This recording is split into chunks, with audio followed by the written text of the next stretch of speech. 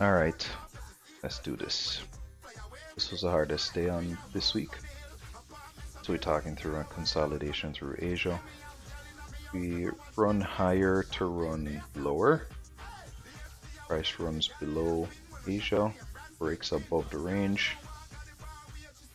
We have this CPI info on Tuesday. And then we have a 10-year bond auction. So price breaks the range high. We're watching to see if we'll stay bullish. Run it there. Switch up the background sounds. Something a little bit more chill. Alright, so we'll break above this range. Early continuation. Turns into an inversion. Inversion fair value gap. The top of a range break. We invert here. Going down, we fail to break the low and we reject off the 50%. Reject off the 50%, fight through again this inversion area here and then crack above it. So now we're using the opening range. Opening range high and low, we see a continuation run higher, expecting a retrace. Let's look into the lunch macro shift on a bond auction.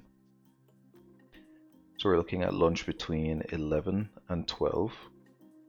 We see price take the high, start breaking lower, through this choppy price action, just creating some liquidity. So this choppy price action here has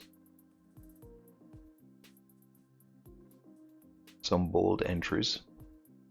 So we can see the first fierce shift, confirmed shift here. So on this market structure shift, confirmed here.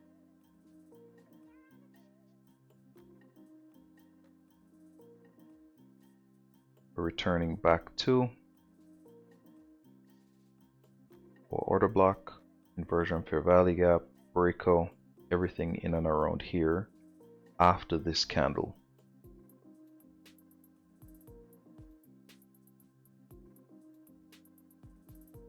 This order block becomes valid here.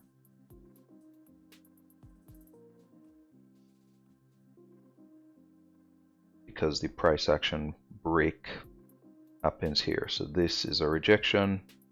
We test again, confirmed break, return to the order block, fair value gap, breaker, whichever one you want to use.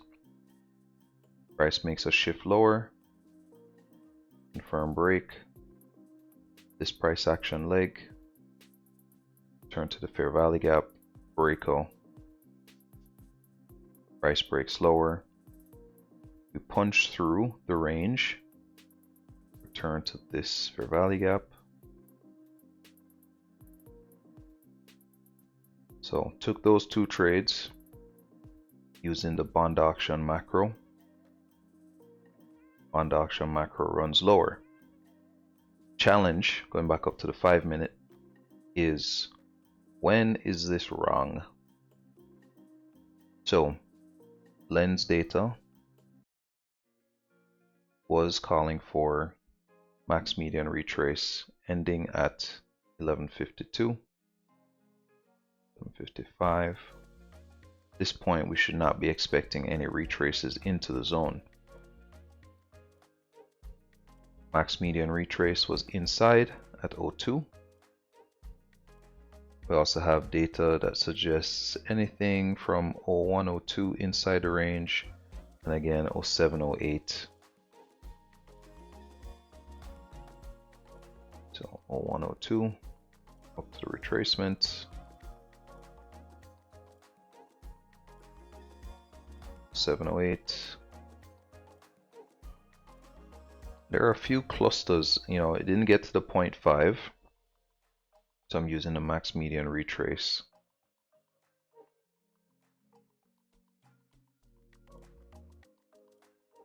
didn't get to the 0.5. So taking the max median retrace here, median max retrace. The data is clustered around 0102. And then there's a stepping off all the way up to the 05 inside the range. But my modes are either inside the range or outside the range. But we passed the data, the max median. Another reason why this level was primed to work after closing below or forcing its way through this retracement level. But what prompted this to fail is the price action coming back into the lunch range. And again, lunch range on bond auction still holding. That's been serving me very well. Shifts from 12 to 1 to 11 to 12. Bond auction kicks off at 101 or 105. On this day it was 101. So what is around here? Well, first of all, we're back into that range high right here. The aim of this model was to go below 930, clear the AM low, and then have a rejection higher, which would be a consolidation profile. Price failed to come back down. So what else can happen in this profile where you have an AM rally? Well, an AM rally can give you either a 2-session up close where the AM high is maintained through lunch, or you'll have a rejection of the AM high after lunch. So we're looking for times after lunch. So if we were to see the AM high taken, that would be one type of profile. If we were to see an AM high that was higher, that would be another profile. And then the last one is where the AM high is simply defended. So we go back to the idea of training wheels. So now we have our levels. I'm going to clear some of this up.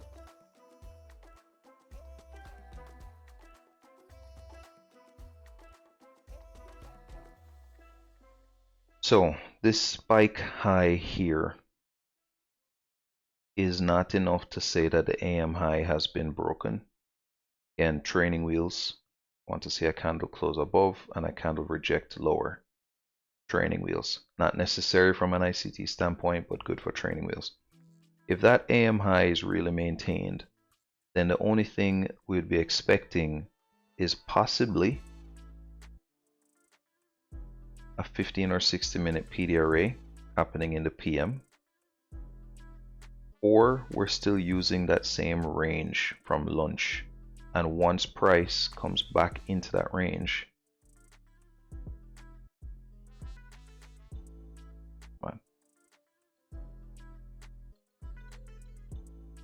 then we would no longer consider that range a continuation, but rather a break.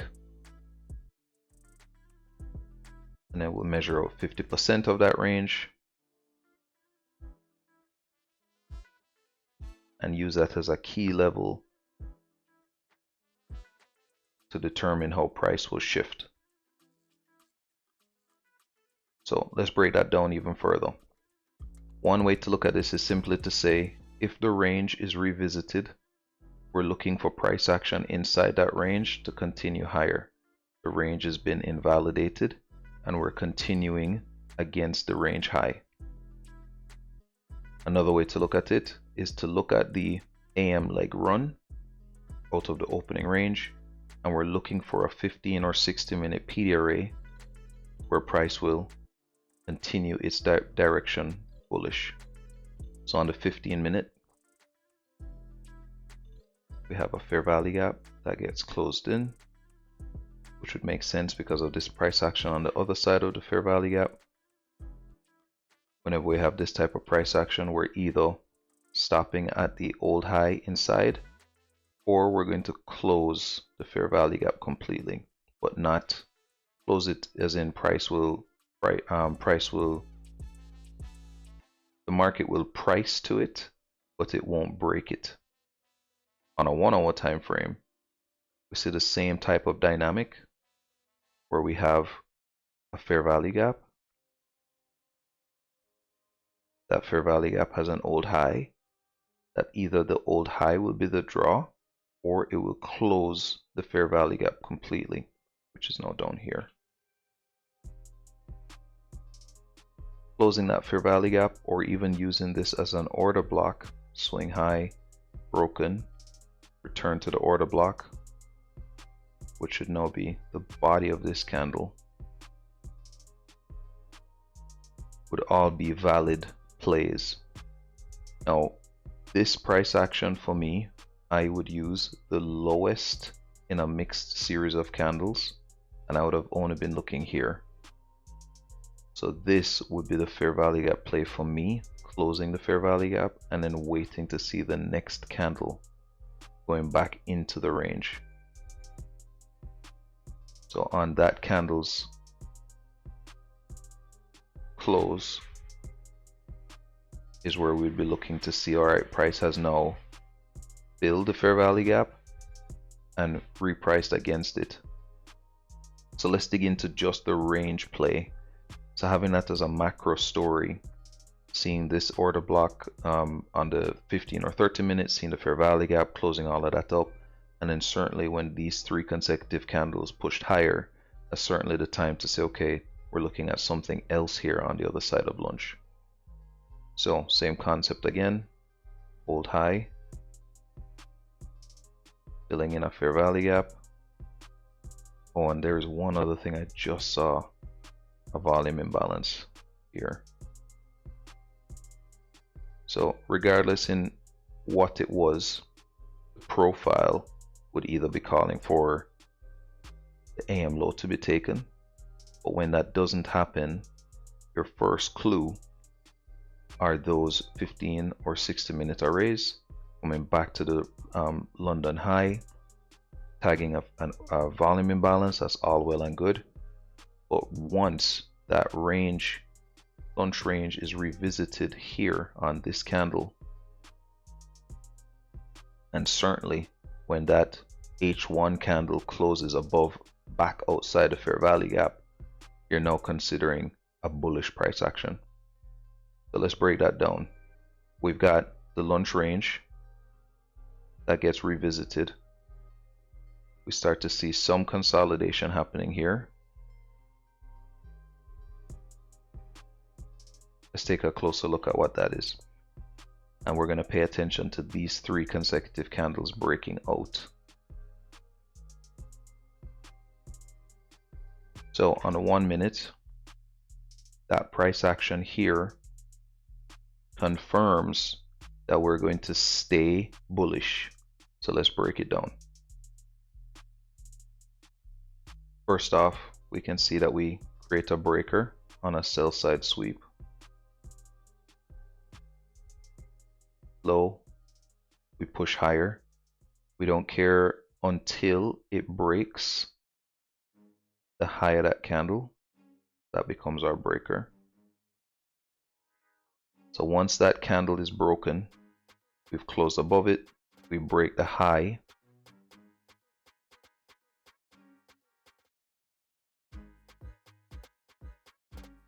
We're looking to revisit.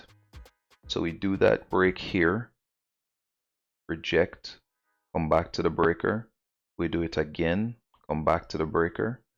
Now inside, you can see we also have this fair value gap, and same concept. It's either the old high, but more likely we're going to fill that fair value gap here. So that fair value gap gets filled. It also has a breaker here. Whenever I have these skinny candles, I like using the entire wick. So there's a few things in this price action, and the reason why it's relevant is how price broke above this range came back into the lunch range, and then started to make this price action to effectively start repricing bullish or continue bullish. And so you can see around that 50% of the range, we have these testing price action moves.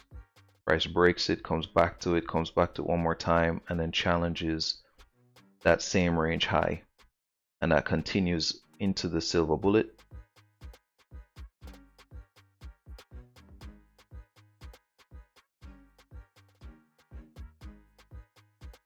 All the way until the end of the session.